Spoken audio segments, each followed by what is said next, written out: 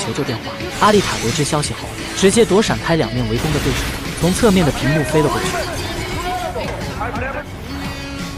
阿丽塔找准路线向前飞速奔跑，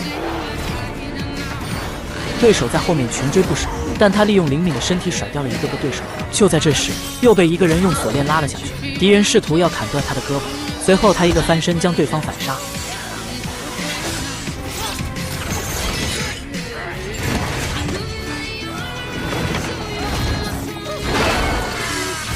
与此同时，雨果这边也已经被扎潘抓住，眼看就要一命呜呼。关键时刻，阿丽塔赶过来，并将扎潘踢在一边。而就在这时，旁边显示屏发出雨果是杀人犯的通缉令，甚至还揭露了他曾经干过劫持肢体的勾当。雨果努力解释，阿丽塔很是愤怒。